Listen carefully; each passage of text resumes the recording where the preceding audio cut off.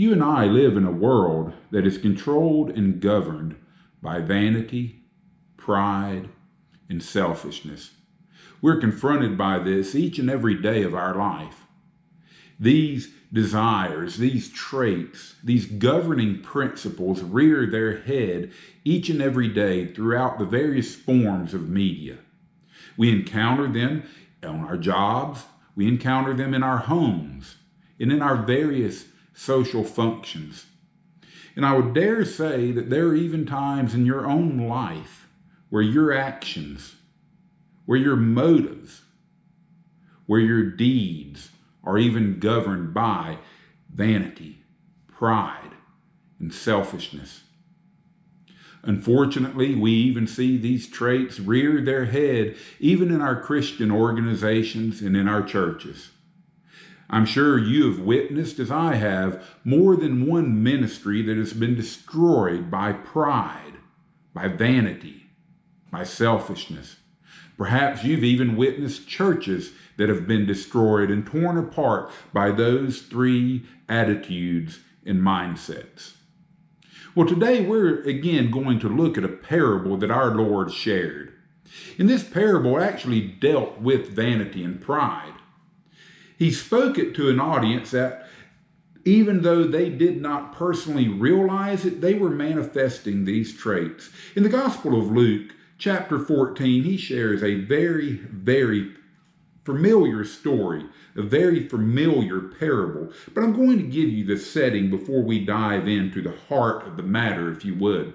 In Luke chapter 14, in verse 1, we see that Jesus had been invited to the house or the home of a Pharisee to have a Sabbath day meal. There were other people who were in the audience. There were the scribes, they would be the lawyers of the day, and other religious teachers. But remember, Jesus pronounced woe upon the Pharisees, the religious leaders of that day.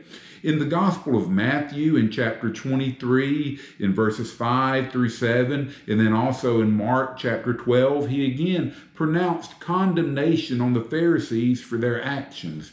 He said that they loved to have the best seat at the house. They loved to be greeted by the greetings of rabbi or teacher, and they did their deeds to be noticed by other people.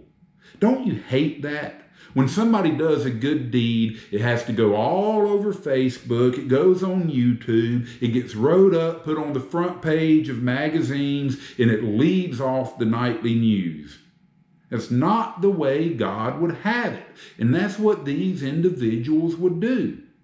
But the meal itself was not just a social gathering. If you read on down to verse 5, you'll see that there was a man there that was sick. He had dropsy. Basically, he had swelling that was caused by internal organ failure.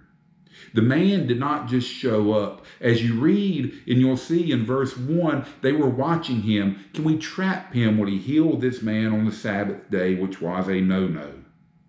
But we also don't recognize, or we don't gather, that Jesus was watching his audience as well. In verse 7, he begins speaking in a parable to the invited guests when he noticed how they had been picking out the places of honor.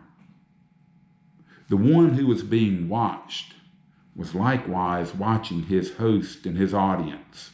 And they were scrambling to get the best seat at the house, because to them that was public recognition. And what Jesus taught them was a lesson on true humility. And I would dare say this: I think it is a lesson that you and I, as Christians, would do well to learn. That you and I would do well to put in practice.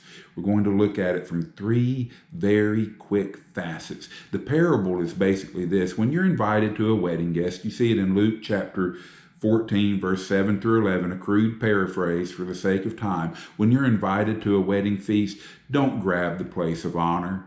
Because when the master of ceremonies or the host comes in, he will look at you and say, "My friend, this seat is not for you. You go and you take the lowest seat." You'll be embarrassed, you'll be humiliated, and everybody will be looking at you in your humiliation. What this parable reveals is this: First of all, there is a common temptation. You have the common temptation, I have the common temptation. We like to think more of ourselves than we should. We like to promote ourselves. We like it when people talk well about us, don't you? I do.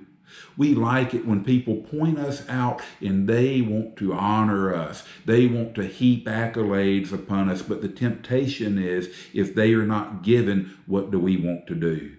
We want to grab them. We want to take them. We want to heap them upon ourselves. We at times fall into the same trap as the Pharisees fell into. We want people to point us out when we walk by. We want to have our egos stroked. We want to be inflated. Where does that come from? It comes from selfishness, a misplaced love of self, and it comes from pride. And here's the danger, the second facet. First danger is this: it takes our attention from God. We are no longer focused on His kingdom. Where are we focused? On ourselves and what we can gain, what we can gather. Second of all, it puts us at odds with God. The Bible tells us that friendship with the world is enmity with God. When we become friends with the world, we then become enemies of God. The Bible tells us that there are 6 things, no, even 7 in Proverbs chapter 6, verse 16 and 17. The introduction, there are 7 things that the Lord hates. The first is a proud glance, a proud face, that proud attitude that puts you above everyone else. The Bible tells us that the Lord hates it. The Bible also tells us, and this is the third danger, in Proverbs chapter 16, verse 18, pride always, always, always goes before destruction. One day, you will be humbled. One day, the humiliation will come. So what do we do? The third facet, what do? We maintain a proper attitude. We're going to go through this quickly as our time's getting away from us. First of all, you view yourself properly. You, if you are a Christian, are a sinner that is saved by grace. The same grace that it would take to save one of the most wretched human beings alive is the same grace it took to save you. And you owe everything to God. Nothing is by your own achievement. You owe it to God. Second of all, you cultivate that attitude. The book of Philippians chapter 2, verse 3 through 8 gives us 3 steps. Don't do anything to promote yourself. You place others before you. You constantly place others before you. And then you follow the path of Christ. Those are the 3 steps that you do. But then also, you allow God to honor you. You don't seek to honor yourself. You leave that up to God. If He chooses to put you at the best table, so be it. But a slice of bread at the table of humiliation with God is far better than any reward or award the world could give us.